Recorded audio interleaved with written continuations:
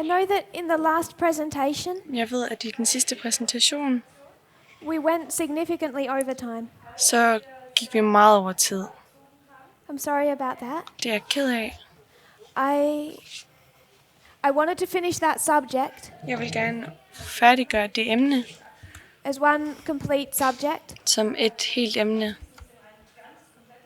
and then do this one separately. og gøre den her separat. But this subject, I believe we can cover fairly quickly, Men det her emne tror jeg, vi kan gå ret hurtigt igennem. so it may be shorter. Så det bliver måske kortere.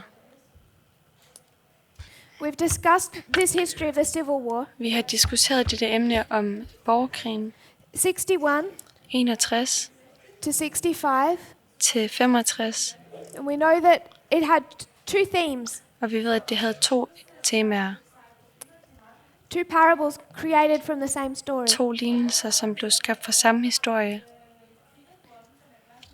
One is about church and state, Den ene er om kirke og stat, and one is about slavery. og den anden er om slaveri.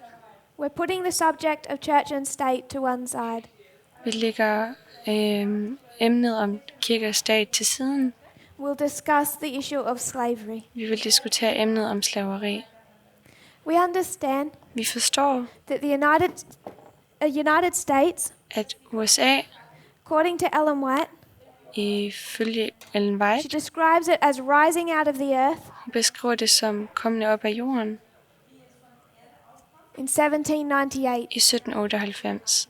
This is where it becomes a prophetic symbol Det er her, det bliver til et profetisk symbol of the lamb-like beast. for det From lammelignende bæst 1798, fra the glorious 1798, land. det herlige land. But as we discussed, Men som vi diskuterede, it has two principles det har 2 principper, in seeming contradiction. og det er lavet til at være It siger has mod this hinanden. Republican government, Det har det der republikanske, den republikanske a stat, constitution en that is designed En to lov- preserve freedom, en grundlov, som skal bibeholde frihed. but they also have the principles of slavery. Men de har også princippet af slaveri. Rises up in 1798. Det rejser sig i 1798. I will just assume you have some information Jeg vil gå ud fra, at I har noget information about how we describe this reform line now. i forhold til, hvordan vi beskriver denne reformlinje. We say Vi that siger, Christ should have returned at Kristus skulle in the year 1863, have vendt tilbage i 1863. and that concept has been demonstrated from the 2520. Og det koncept, det blev demonstreret fra 2520. From 1798 Fra 1798 to 1861 til 1863 is 63 years. er 63 år. In 1798, I 1798 the United States is raised up as the glorious land. bliver USA rejst som det herlige land. 63 years later, 63 år senere we find it entering into a time of trouble. ser vi, det kommer ind i en tid af problemer. If you turn to spiritual gifts, Hvis I går med mig til bogen, der hedder Spiritual Gifts, Spiritual Gifts Volume 1. Spiritual Gifts Volume 1, Ellen White in this history Volumen before 1. the Civil War, I White i denne historie she's going i Første to Verdenskrig, write this book i borgerkrigen, skriver hun denne bog, based on her understanding, baseret på hendes historie, based on what God has revealed to her baseret på, hvad Gud har vist hende, about the history Åbenbaret of for the hende. world from beginning to end. om historien fra enden til begyndelsen. If you have a Fra device, begyndelsen til endelsen. Hvis du har look up this book en and go to the chapter mobil eller noget, titles. så gå til denne bog og kig på If you kapitlerne. can go to the chapter titles, Hvis du kan kigge på kapitlernes navn. I'm not going to read all of them. Jeg vil ikke læse dem alle. We'll skip many. Jeg vil springe over Just mange. pick up enough to see the concept. Bare tag nogen, bare for at forstå She talks konceptet. about the fall of Satan, Hun taler om Satans fald. From the fall of Satan, Fra Satans fald. she goes through Earth's history Hun går igennem jordens historie, verdenshistorie, to the history of the first advent. til historien om det første komme. Now we're skipping a lot in here. Vi springer over en masse her. The fall of Satan, she Satans fald. steps through time to the first advent. Hun træder igennem tiden frem til første komme. We'll skip some more. Vi vil She talks springe over about the nogle mystery flere. of iniquity. Hun taler om the mystery of Now what is she iniquity. talking about? She's talking about that 1260-year period. Hvad taler hun nu om? Hun taler om denne She's covered fall of Satan 1260 års periode. all the way to first advent, Hun taler om Satan hele vejen til første to komme, mystery of iniquity. til mysterium om skip some om more misgerninger. Vi springer over nogle. And then she talks about the Reformation. Vi springer over flere kapitler og taler om reformationen. Now we're in the history of the 1260. Nu er vi i historien om de 1260 år. Talking about the rise of Protestantism. Vi taler om rejsningen af protestantisme. After she talks about the Reformation, Efter hun taler om reformationen, she talks about William Miller. taler hun om William Miller. Now where are we? Nu, hvor er vi? Hvor er vi nu? William Miller William Miller rises up rejses in 1798. i 1798, So we've arrived to our reform land where we want to start. så vi er kommet til vores reformlinje, der hvor vi gerne vil starte. So this is William Miller. Så dette er William Miller. Then she talks about the first angel's message. Så taler hun om den første engels budskab. Where is she? Hvor er hun? First angel's message. Første engels budskab. Still in this history. Stadig i denne historie. Then Så she talks about the third angel's message. taler hun om tredje engels budskab. When she talks about the third angel's message, Hun taler om det tredje engels budskab. now where is she? Hvor er hun nu så? She talks about Hun taler om the first angel's message. det tredje engels budskab. Sorry, you're going to have to skip some chapters. Så du bliver nødt til at springe nogle kapitler over. She talks about the first angel's message. Hun taler om første engels budskab. Then she talks about the second angel's Så message, taler hun om anden engels budskab. the Advent movement illustrated, another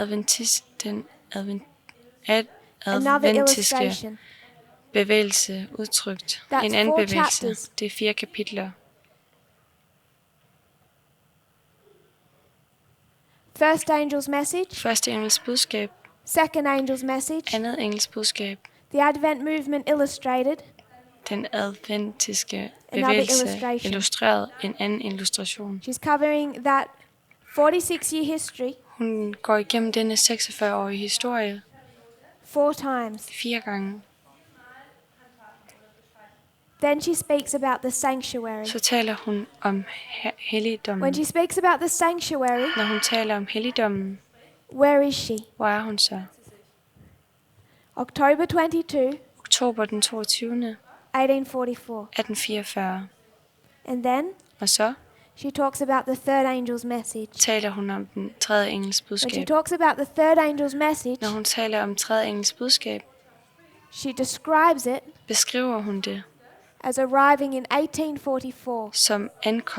som om det ankommer i 1844. So from this point forward, Så fra dette punkt af og fremad, we're stepping through this reform line. så træder vi igennem denne reformlinje.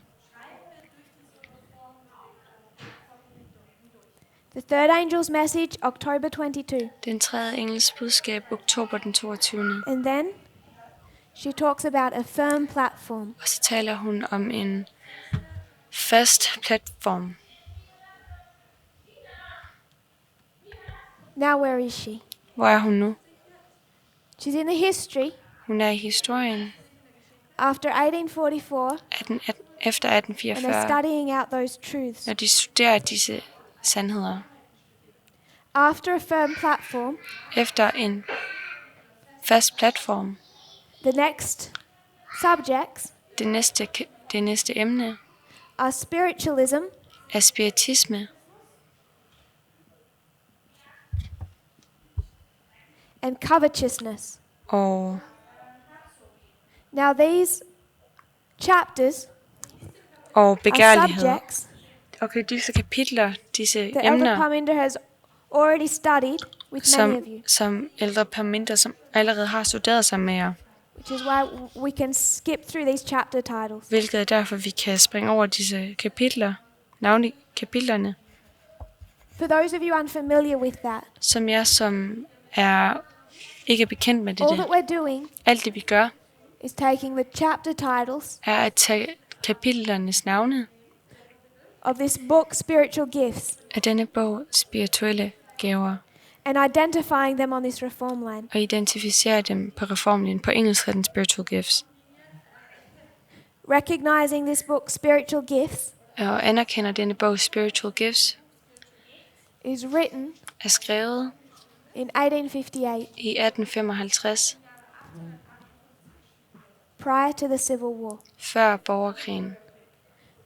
Spiritualism and covetousness. Spiritisme og begærlighed. Where are we on our reform Hvor line? er vi på vores reformlinje?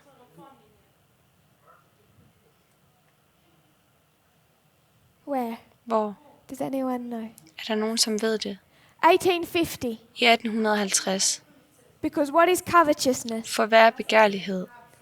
It's the latest in condition. Det er den laodicenske She's describing tilstand. spiritualism and covetousness Hun beskriver spiritisme og begærlighed, that we would place in 1850. som vi vil placere i 1850.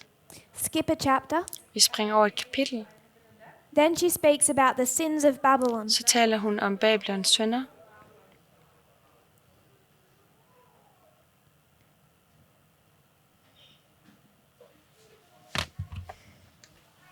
Travel to our reform line.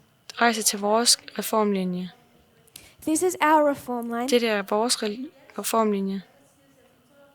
We would have 1989, Vi har 1989, William Miller, William Jeff Miller, Pippinger. Jeff Pippinger. We would have First Angel's Message. Vi har første engelsk budskab. We'd step through history Vi træder igennem historie from 1989. fra 1989. I want us to start seeing where we would lay these chapter titles. Jeg vil gerne have, at vi begynder at se, hvor vi vil placere disse kapitlers navne. The sins of Babylon.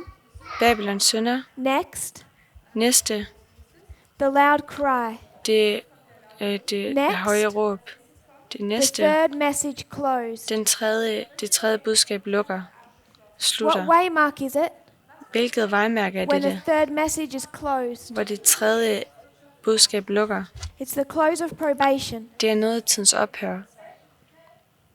So if this is the third message closed, Så hvis det er det tredje budskab lukket, what waymark is the loud cry? hvad vejmærke er det høje råb så? It's in the name. Det er i navnet. You have the loud cry. Du har det høje råb, Then what waymark is the sins of Babylon? og hvad vejmærke er Babylons synder So så? what is the sin of Babylon? Så hvad er Babylons synder? Based on the structure. Baseret på strukturen. You would consider Sunday law.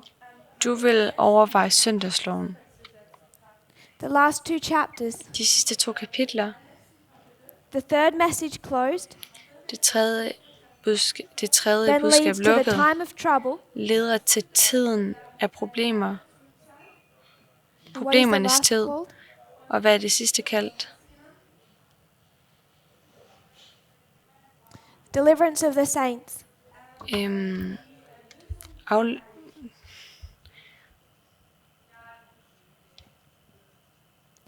Now where are we? Udfrielsen af Second Advent. udfrielsen af de hellige. Og hvor er vi så So she's andet laid kommet. out for us this history. Så hun har udlagt denne historie. If you're willing to see that the sins of Babylon Så hvis man gerne vil se Babylons is the synder, Sunday law history, det er søndagslov-historien, which swells to the loud cry, som svulmer til det the høje close of råb, probation, til nådetidens the time ophør, of trouble, til problemernes tid, and the second Advent. og så til det andet She's komme. stepping us through history Hun lader os træde igennem historien, all the way from the fall of Satan hele vejen fra satans fald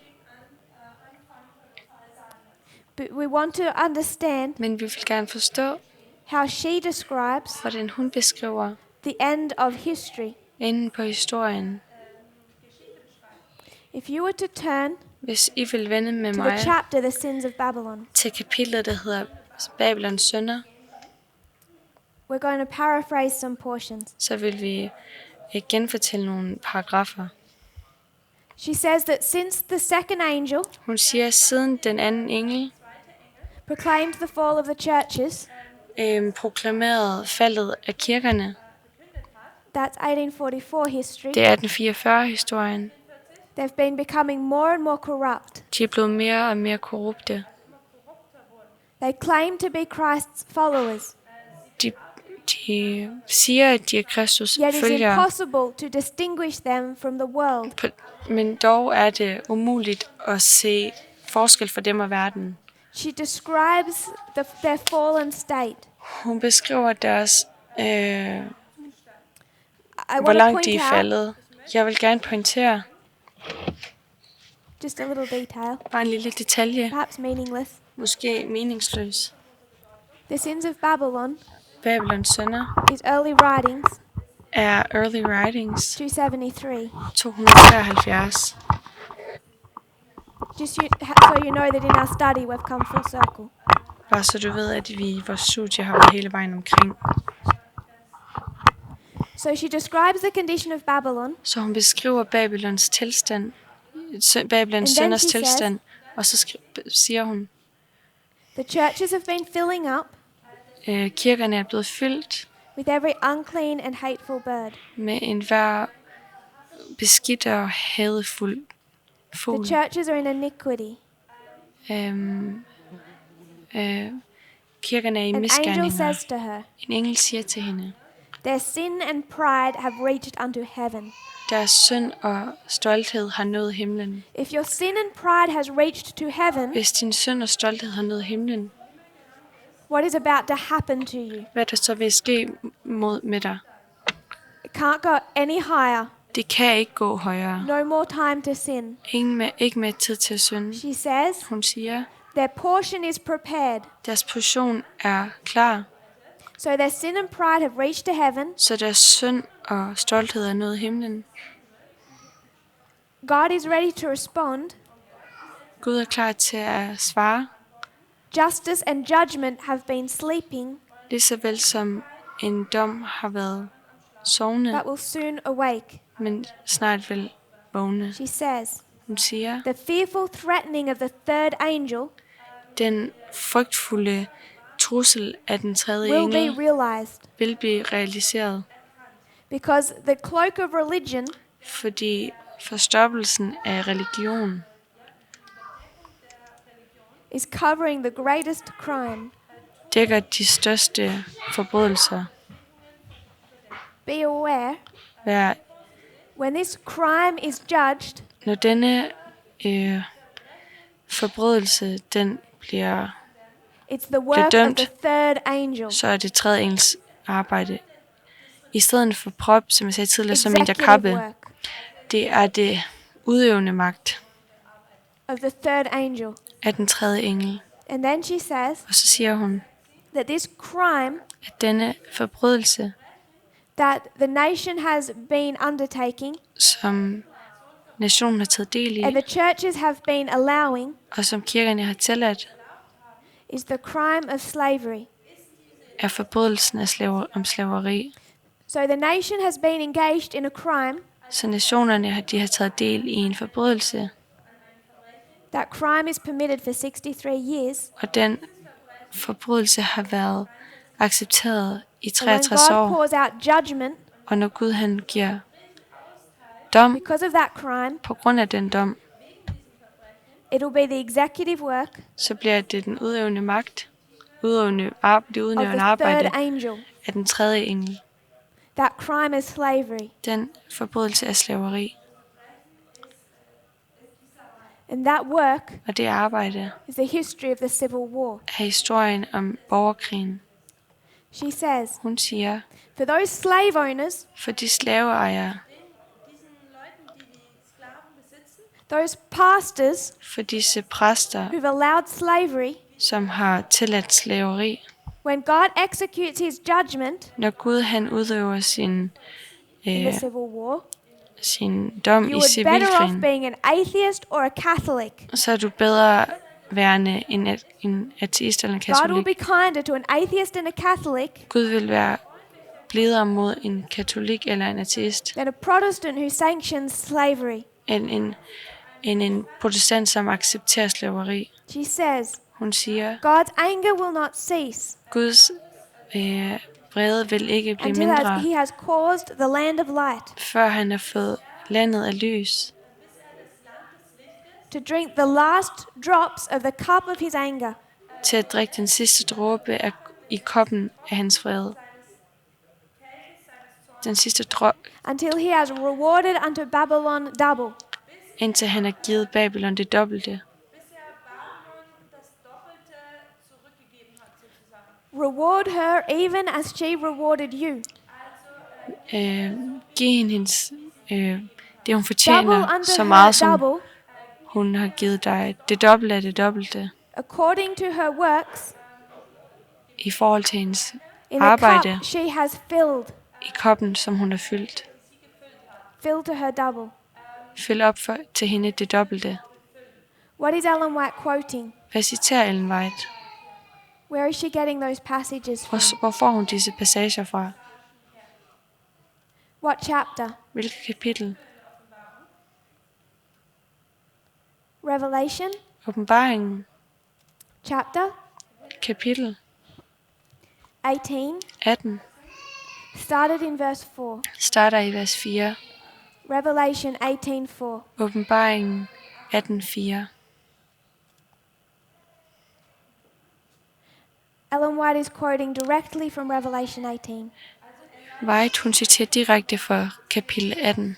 She says, I heard Åbenbaring another 18. voice from heaven, Og jeg hørte en anden røst fra himlen, verse 4, vers 4, saying, Come out of her, my people. og sagde, gå bort fra hende i mit Be not folk, partakers of her sins. at ikke skulle blive delagtige i hendes synder, Receive not of her og plagues. at I ikke skulle rammes af hendes For her sin plager. has reached to heaven. Se, hendes synder nåede ind til himlen, God has remembered her iniquity. og Gud har kommet hendes uretfærdige hu, Reward her even as she rewarded you. betaler hende, som hun har betalt eder, And double unto her double, og gengæld hende according to her dobbelte works. efter hendes gerninger. In the cup which she hath filled, fill to her double. Skænk hende dobbelt i den kalk, som hun har skænket med. Verse 4. Vers It's 4. a call to come out. Er et kald til at komme ud. Come out of her, my people. Kom ud af hende, mit folk. Ellen White is giving that verse, Ellen White giver det vers the history of 1858, i 1858, saying there is this cup siger, at der er denne kop, that the nation has been filling. som nationen har fyldt. It's full, Den er fuld, and God is going to judge. og Gud vil dømme dem. Dømme. Can you see how she's building this argument? Kan I se, hvordan hun bygger det der argument? There's a national sin, Der er en national synd, and Ellen White is saying og Ellen White siger, that sin is filling a cup. den synd fylder en kop. And where do we see a full cup? Og hvor ser vi en fuld kop? In Revelation, I åbenbaringen a woman is riding a beast. rider et kvinde på et bæst. She's holding a full cup Hun holder en fuld kop of the blood of the saints. af de helgenes We know blod. when that cup is full, Og vi ved, at når denne kop er fuld, what's about to happen to her. hvad vil der så ske til hende, med hende? Judgment. Dom. So we know Så vi ved, that America is about to face judgment. at Amerika vil stå over for dommen. Remember, Husk, Ellen White is laying out not just a story vi skal huske, at White, hun udlægger about slavery.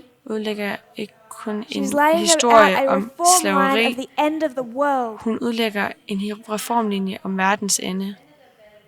This is the executive judgment of the third angel. Dette er den udøvende This dom is the af den sin tredje of engel. Babylon. Det er Babylons synd, That's going to lead them into the time of trouble. som vil lede dem ind i problemernes tid.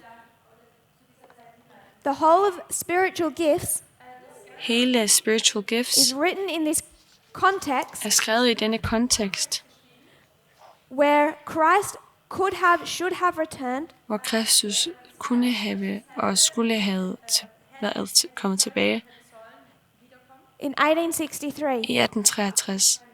If Christ had have come back in 1863, Hvis Kristus var kommet tilbage i 1863,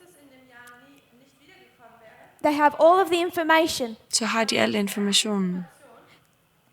God has given them a book Gud har givet dem en bog, telling them exactly where they are in history and what is about to happen. som fortæller dem, hvor præcis de er i historien og hvad der vil ske. Just want to note, Jeg vil bare lige notere, 1850, 1850, we talk about spiritualism and det covetousness. talte vi om spiritisme og begærlighed. Externally, Eksternt it's the Fugitive Slave Act. er det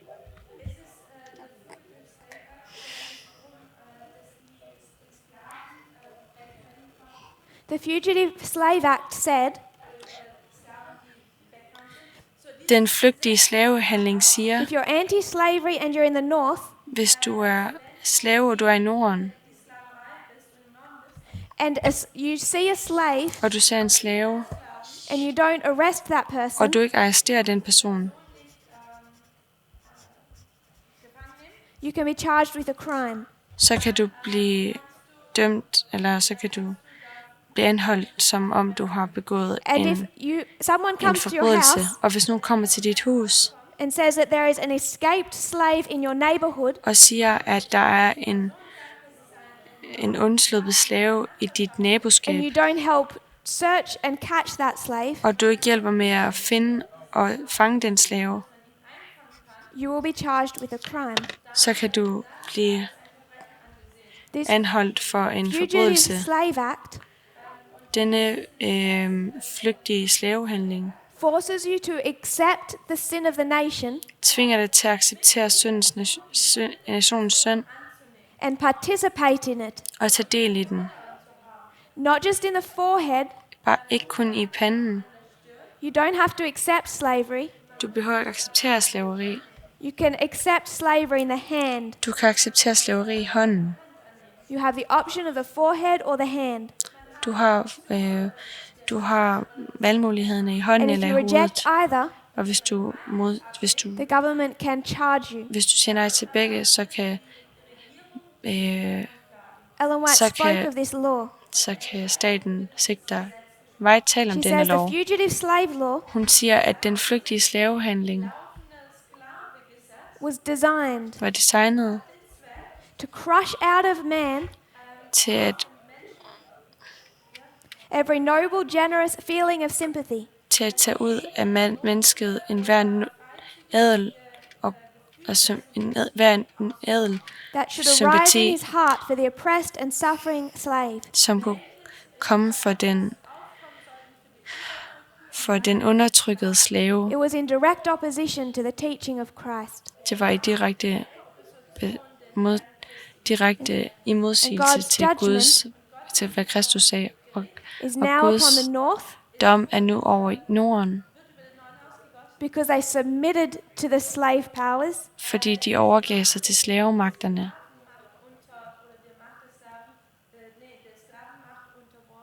and upon the south. Og over syden. She writes out in 1861. Hun skriver dette i 1861. So in 1861, at the beginning of the Civil War, Så i 1961 she begyndelse af refers back to the 1850 borgerkrigen, Fugitive Slave Act så refererer hun tilbage til loven om den flygtige and says that slavehandling i God is now 1850 judging. og siger, at Gud nu dømmer.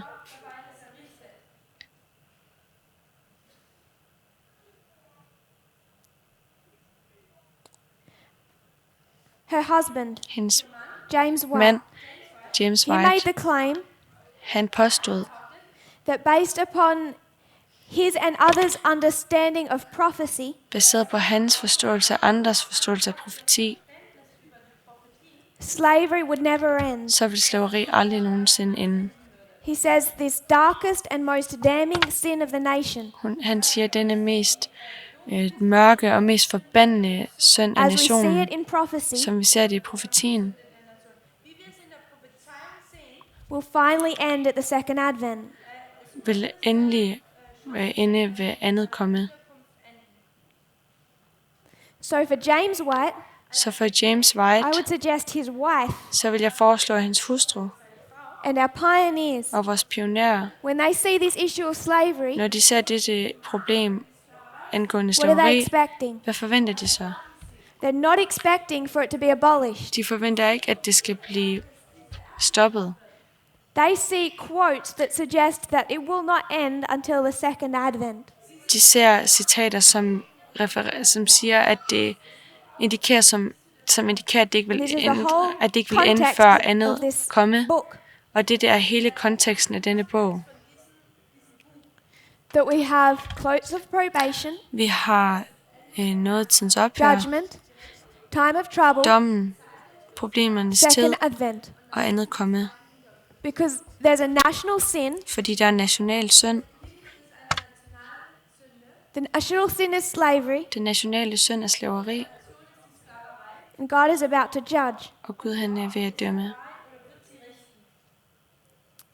We know Vi ved, that this history, at denne historie, if you've been following the studies through the year, hvis du har fulgt med i studierne gennem året, it's a history of failure. så er det en historie om fiasko. God's people were in a Laodicean condition, Guds folk var i en laodicean and tilstand, he could not come back. og kunne ikke komme tilbage. We come to another Vi history. kommer til en anden historie. This book, Spiritual Gifts, Denne bog, Spiritual Gifts, lays out a whole reform line, udlægger en hel reformlinje, perfectly designed perfekt designet til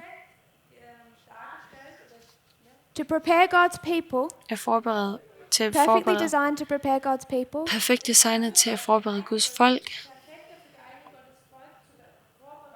for an 1863 second advent. for et andet komme i 1863. But that's a history of failure. Men det er en historie We come om to fiasko. another history. Vi kommer til en anden historie. Now we're in the history of Nu 1888. er vi i historien om 1888. And what do we know about Og 1888? hvad ved vi om 1888? Again, God is bringing everyone together Igen bringer Gud alle sammen with the plan med planen om, to, under the loud cry of the third angel, at under det høje råb af den tredje engel, bring about the second advent. at det andet komme skal ske. Spiritual Gifts was written for this history, Spiritual Gifts var skrevet for denne historie. the great controversy is written for this history. Den store strid skrevet for denne historie. If you open up the chapter titles Hvis I åbner kapitlernes of the great controversy, navne i den store strid,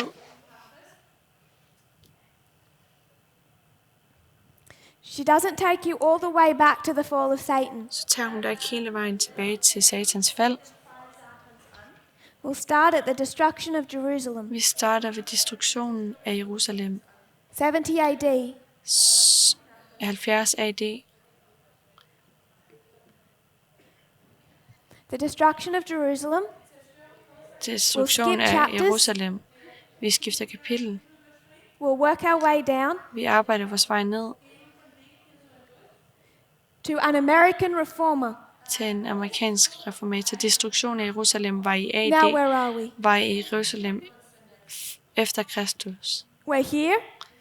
Vi We're er her. Og We're vi at er the her. same point we were in spiritual gifts. Vi er i samme punkt, som vi var i Spiritual Gifts. 1798. So she's going to cover the same history again. Hun vil gennemgå samme historie igen. The next chapter. Det næste kapitel. What is the sanctuary? Hvad er helligdommen? We didn't write it here. Vi har ikke skrevet den her. In here she speaks about the sanctuary. Her taler hun om helligdommen. So again, Så igen we're speaking about the sanctuary. taler vi om helligdommen.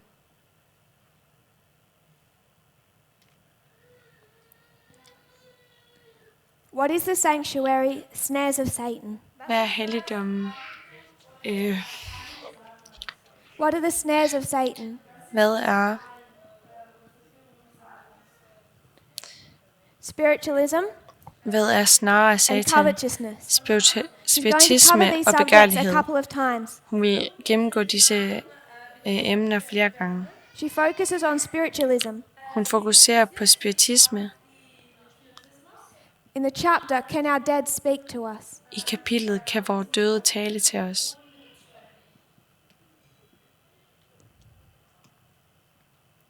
Can our dead speak to us? Kan vores døde tale til os? And then, Og så liberty of conscience threatened.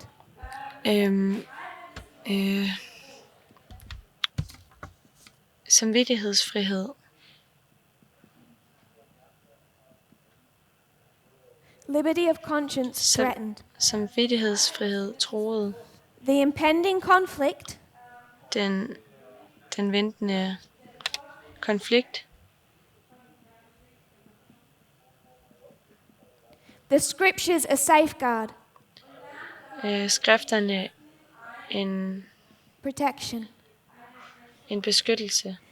I would suggest Jeg vil liberty foreslå, of conscience threatened, the impending conflict, and scriptures a safeguard. at samvittighedsfriheden troede den forestående konflikt og skrifterne en Dealing with the same subject beskyttelse. Det handler om det samme. Then she speaks of Så taler hun om the final warning. den What is the final warning given to the world? sidste advarsel. Hvad er den sidste advarsel givet til verden? Loud cry. Det høje råb. And then Og så the next chapter, det næste kapitel. the time of trouble. Problemernes tid. The final warning, the time of trouble. Den sidste advarsel God's people delivered. og problemernes tid og Guds folk udfriet. She's skipping through history here. Hun springer over historie her, And from William Miller, she's laying out the end of the world. og fra William Miller af, så udlægger hun verdens historie, eller verdens ende. And it looks like this. Og den ser sådan her ud. This fails. Det her fejler. She goes to another book, Hun tager en anden bog, attempt number 2, og det andet forsøg. the great controversy. Den store All laid strid. out again. Det er alt sammen udlagt igen. From here, Fra her af, William Miller. William Miller. William Miller, an American reformer. William Miller og en amerikansk reformator. Sanctuary, sanctuary. Helligdommen. Spiritualism and covetousness. Spiritisme og Snares of begærlighed. Satan. Snarere af The sins Satan. of Babylon Babylons synder are the liberty of conscience threatened, er the impending samvittighedsfrihed conflict, troet og den and scriptures as forestående safeguard. konflikt og The third skrifterne message som en closed. beskyttelse. Det tredje Sorry, engel, the loud cry det is høje the final råb warning. er den sidste The den third sidste message advarelse. closed Det isn't tredje a subject budskab title lukket in here, er ikke et emne, som har et navn herover, but it's in the book. men det er i bogen. The time of trouble, Problemernes tid, time of trouble, deliverance of the saints, udfrielsen af de hellige, God's people helgene delivered. og Guds folk udfriet. 2 different books, 2 forskellige bøger, laying out the end of the world som udlægger verdens ende, and what that is meant to look like. og hvordan det skal se ud. So a question, Så et spørgsmål. which one do you want Hvilken vil du have, to apply to 2019? som skal anvendes i 2019? Spiritual gifts is all written Er alt skrevet for a history of failure. for en historie af fiasko. The great controversy The Great Controversy, is den written store for a strid, history of failure. er skrevet for en historie om fiasko. This is the history of slavery Det er en historie om slaveri, as a sin of America som en af Amerikas synder, who's going to bring on them the judgment of God. som vil bringe over dem Guds dom. This is the history of a Sunday law in Congress Det er historien om en søndagslov i kongressen, that was to bring on them the judgment of God. som vil bringe over dem Guds dom. This is failure, this is failure. Det er fiasko, og det er fiasko. What's your story of today? Hvad er din historie om i dag? If you want to stay Sunday law, Hvis du gerne vil have søndagsloven, you have a problem. så har du et problem. Because while you're going to take this history, For imens du tager denne historie, your primary source should be your alpha history. din primære kilde bør være alfa-historien. And Sunday is not the sin of America Og søndag er ikke Amerikas synd in 1850. i 1850. Det er ikke In fact, Babel. Sunday does not become an issue Faktisk så bliver søndag ikke et problem, until persecution comes. før forfølgelserne kommer. It is not the sin of the country. Det er ikke landets synder. So question. Så spørgsmålet. For all of those Adventists Så for alle de adventister, who never entered a new reform line in 1989, som aldrig gik ind på en ny reformlinje i 1989, who don't accept this movement, som ikke accepterer denne bevægelse, what last hook are they holding on to? hvilken sidste krog holder de fast i? It's the great controversy and 1888 history. Det er den store strid og 1888 historien. I'm suggesting Jeg foreslår, they're looking for a Sunday law de kigger efter en søndagslov, they are never going to see. som de aldrig nogensinde vil komme til at se. The sin of the United States Så USA's synd did not appear somewhere in this history. kom ikke bare lige frem i denne historie. Slavery was an issue Slaveri var et before problem the time of the end. før endens tid. In our history, I vores historie, we're over somewhere here, så er vi et sted her i 2019, 2019, after 30 years, efter 30 år, in a new reform i line, en ny reformlinje. a history of success, En historie om succes, thinking that sometime in the future, og tror, at et sted i fremtiden, we'll start to see the sin of America. så vil vi begynde at se Amerikas synd. They saw it, De så den, they knew it de kendte til den from 1619. fra 1619. So whatever sin of America Så hvad end synden af Amerika er, we're expecting to see, som vi forventer at se, is already visible så er den allerede synlig from before the time of the end. fra før endens tid. We laid out a reform line Vi udlagde en reformlinje, that spoke of Jerry Falwell, som talte om Jerry Falwell, the moral majority, den moralske majoritet, the coming together of church and state.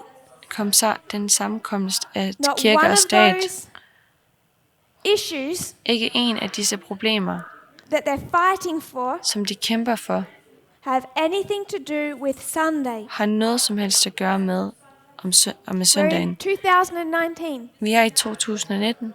2014 was a Sunday law. 2014 var What was søndagsloven. the issue? Hvad var problemet? Not Sunday. Det var ikke søndag. 2019 is a Sunday law. 2019 er en søndagslov. What's the issue? Hvad er problemet? We have another month, Vi har en måned til. 2 months. 2 måneder. If you don't see Sunday in 2 months, Hvis du ikke ser søndag i 2 måneder, you have 2 witnesses så har du 2 vidner, that there is no Sunday law at der er ingen søndagslov in this reform line. i denne reformlinje.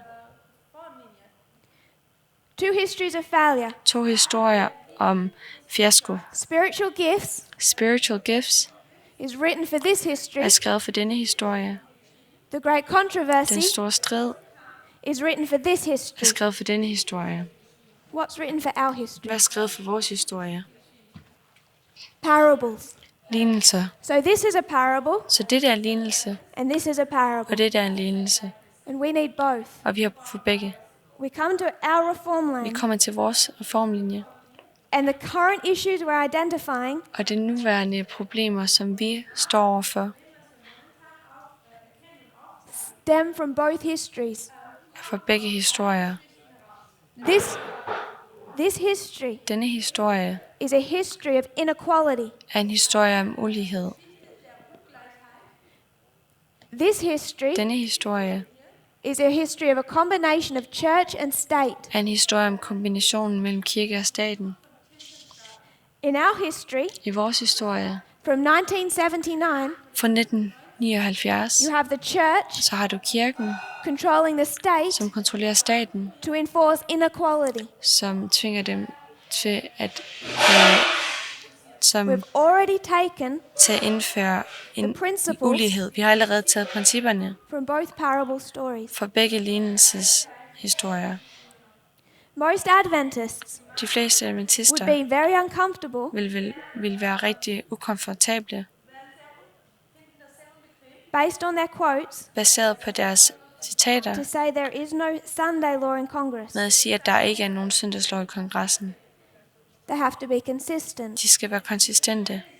If there is a Sunday law in Congress, Hvis der er en søndagslov i kongressen, there has to be southern cotton plantations. så skal der også være sydlige bomuldsplantager.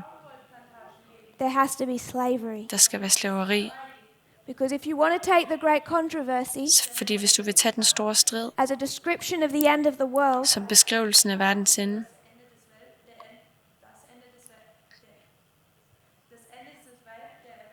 you have to take spiritual gifts. så skal du også tage spiritual gifts. Adventism never accepted a new reform line. Adventisterne accepterede aldrig en ny reformlinje. Because of that, Og på grund af det, they're still looking for something så kigger de stadig efter noget, that should have happened in 1888. som skulle have sket i 1888. One of America's closest allies En af Amerikas tætteste allierede is a nationalistic Israel. er en nationalistisk israelit.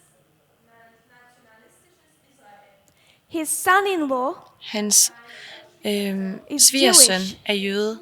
His daughter keeps Saturday Hans datter holder lørdagen as the Sabbath. som sabbaten. Do we really think Tror vi virkelig, they're going to enforce Sunday laws at de vil indføre en søndagslov on Israel? i Israel? India, Indien, they're nationalistic. de er nationalistiske.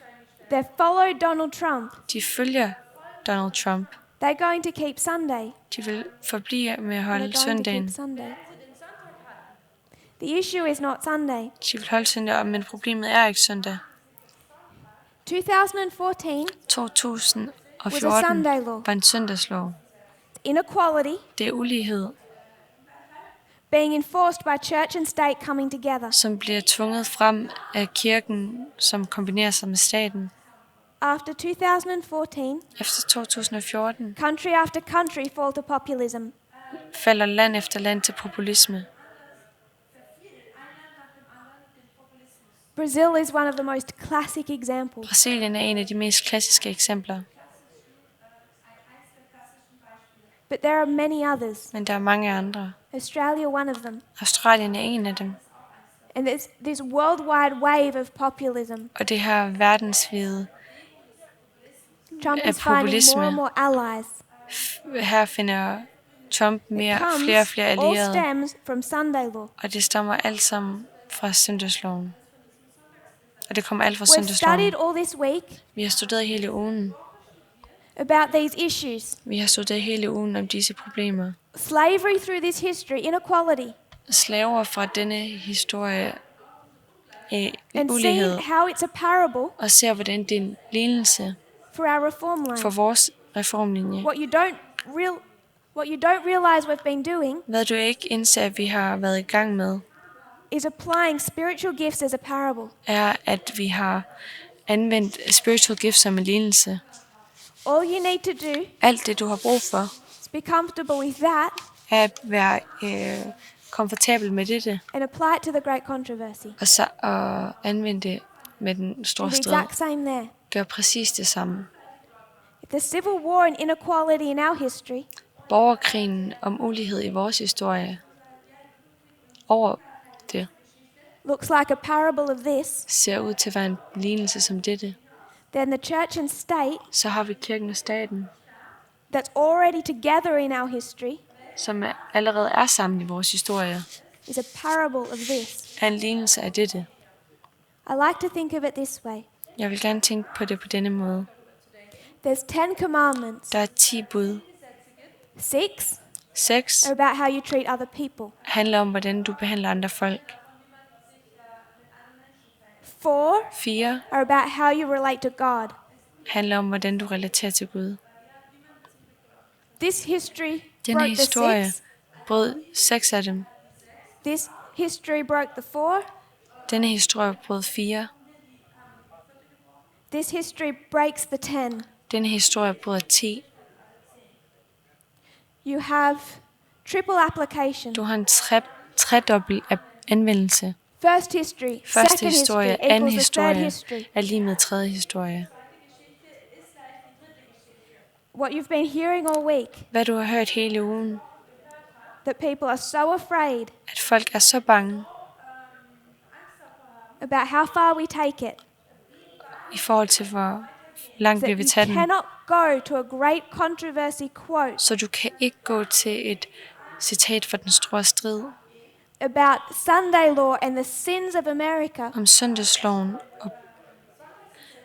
og Amerikas synder, and take it as it's written, og tage det, som det står skrevet, as a thus saith the Lord, som et så siger Herren, without bringing to it our methodology, uden at bringe det sammen med vores metodik,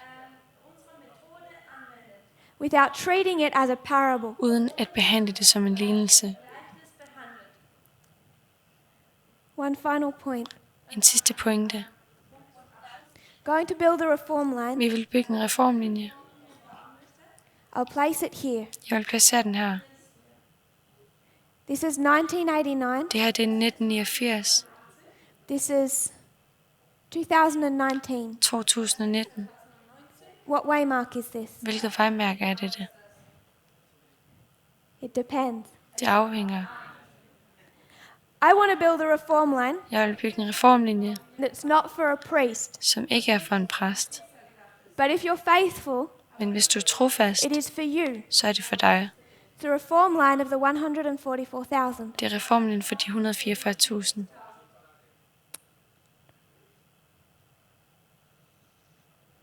$1989, 1989, 1996. 1996. The one dispensation, Så en dispensation, an increase of knowledge, en forøgelse af viden and a formalization. og en etablering. Formalisation. 1989, 1989. 1989, 9/11.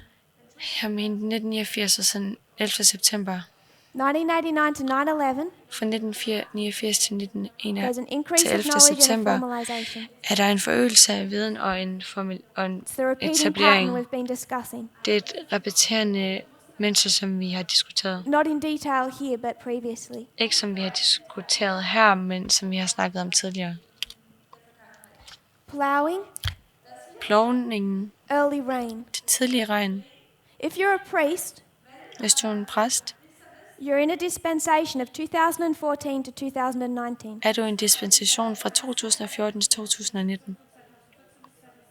If you're 144,000, Hvis du er de 144.000, you're between 9/11 and Sunday law. så er du mellem den 11. september og søndagsloven.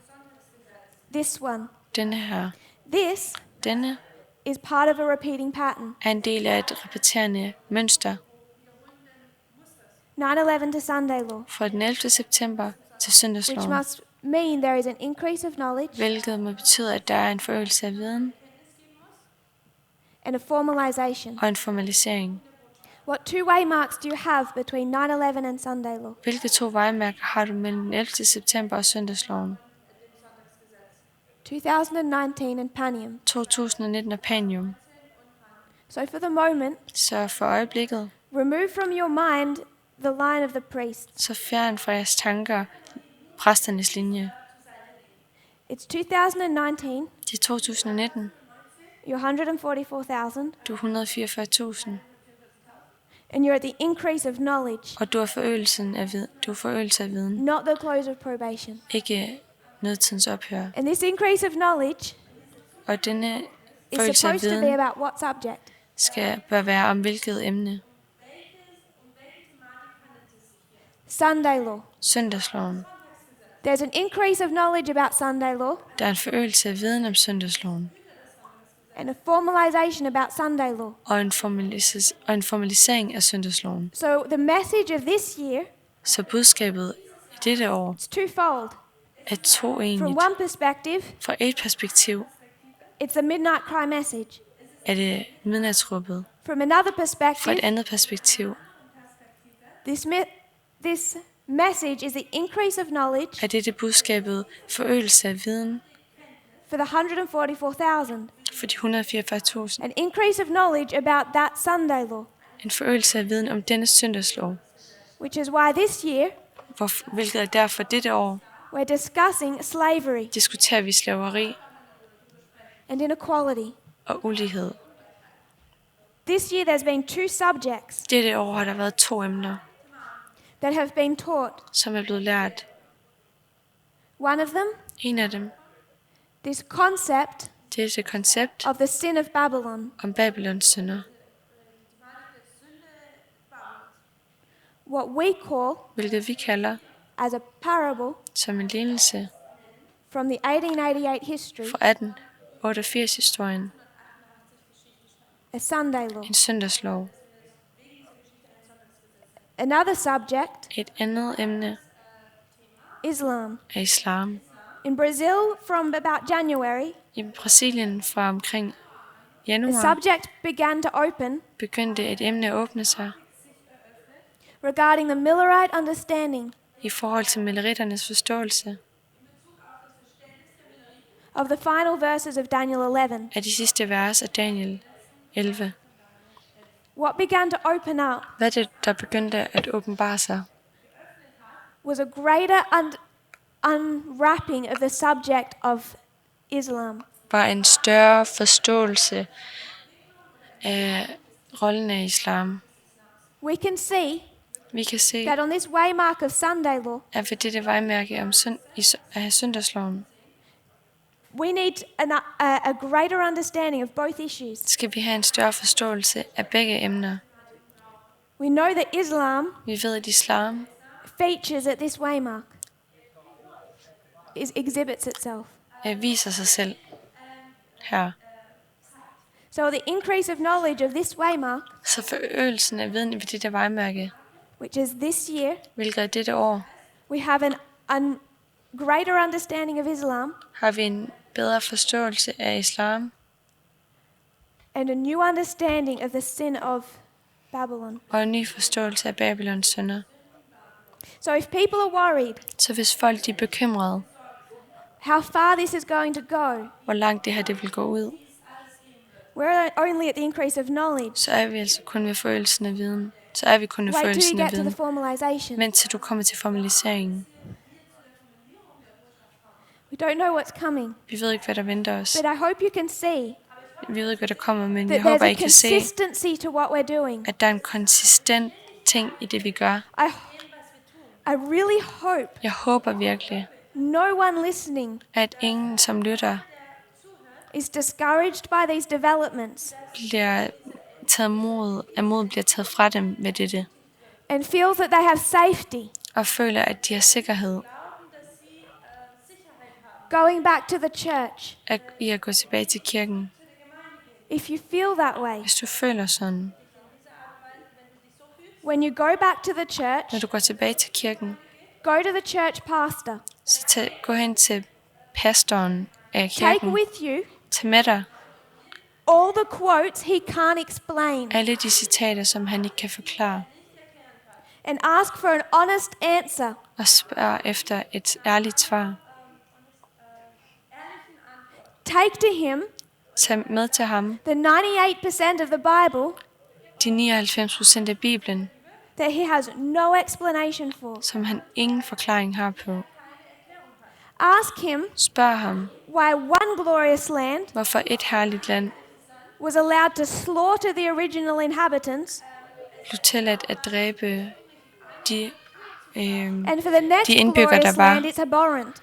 og for det næste herlige land er det ikke tilladt. Ugly.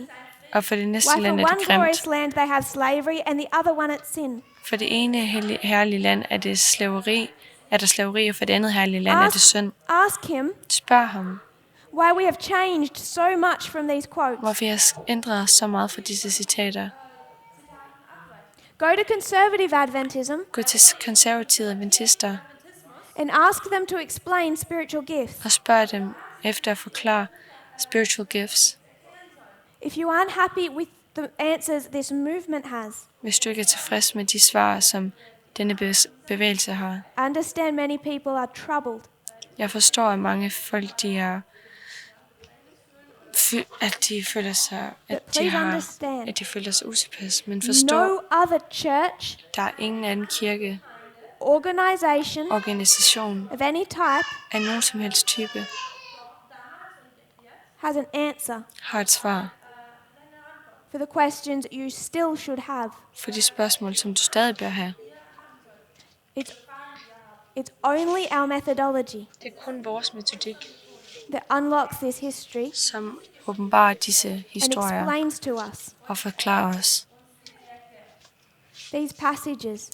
disse passager. So many people in the world Så mange mennesker i verden are atheists, er ateister, either because they don't believe in God enten fordi de ikke tror på Gud, or they just don't like Him eller så kan de bare ikke lide ham because of quotes, på grund af citater, because of evangelicals på grund af evangelikere, who defend segregation som beskytter on separering af those racer, baseret på disse citater. If we're going to have any effect Hvis vi skal have nogen som helst effekt at public evangelism, ved offentlig evangelisme, which the church has been trying and failing at for years, hvilket kirken har prøvet på og har fejlet i årevis, it must bring with it så skal det have med sig an explanation en forklaring for all those quotes. for alle disse citater. The only thing that unlocks them is this methodology. Det eneste, som åbenbarer dem, det er denne metodik.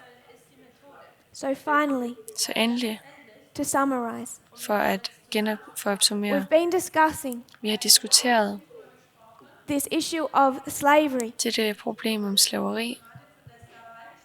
We applied the Civil War. Vi har anvendt We saw it as the borgerkrigen. sin of Babylon Vi så det som Babylons synder, that brought about judgment. som bragte dommen. We could build a whole reform line Vi kan bygge en hel reformlinje, defending that from spiritual gifts.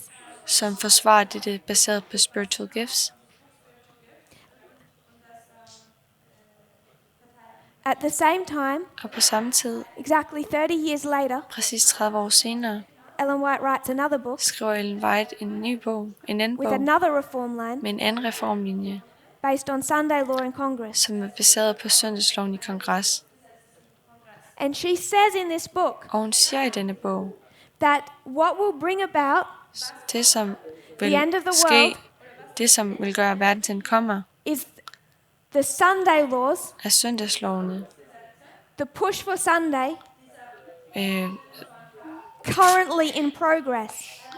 som søndagsloven, det som No law from Nuværende sker. 1888 de bevægelser, som nu er i is still currently in progress.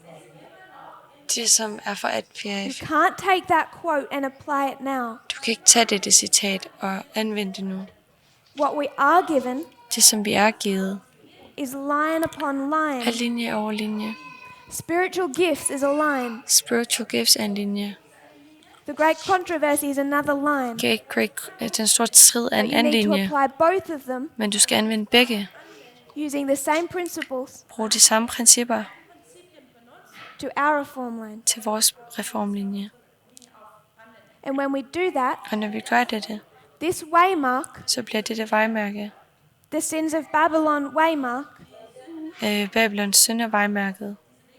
when we see a cup filled, Når vi ser en kop fyldt, we have to understand så bliver vi nødt til at forstå, that in this cup at i denne kop is not slavery er der ikke slaveri, as it's described in spiritual gifts. som det bliver beskrevet i spiritual gifts. And what is in this cup Og hvad er det, der er i denne kop? is not a Sunday law Er ikke en søndagslov, as it's described in the great som det controversy. bliver beskrevet i den store strid. If we can identify that, Hvis vi kan identificere dette, identify that we're in the increase of knowledge, identificere, at vi er i forøgelse af viden, We can understand Vi kan forstå, why in our dispensation hvorfor i vores dispensation, we're having to understand subjects like the moral majority, at vi er nødt til at forstå emner som the moral majority, den moralske Project majoritet, projekt Jerry Falwell, projekt Blitz og and Jerry all these Farwell, seemingly external subjects. og alle disse eksterne temaer. They're telling us De fortæller os not just about our close of ikke probation, blot om vores nådetidens ophør. they're beginning to unfold De begynder at udfolde the Sunday law søndagsloven on the line of the på 144,000. linjen af de 144.000. We should take these subjects seriously Vi burde at tage disse emner seriøst and research also, og undersøge også, so we know for ourselves, så vi ved det for os selv. Så vi ved det so we can selv. for ourselves be tracing these external steps So- towards Sunday law. Så vi for os selv kan spore disse eksterne begivenheder imod søndagsloven. If you kneel with me, Hvis I knæler med mig, we will close in prayer. vil vi lukke i bøn.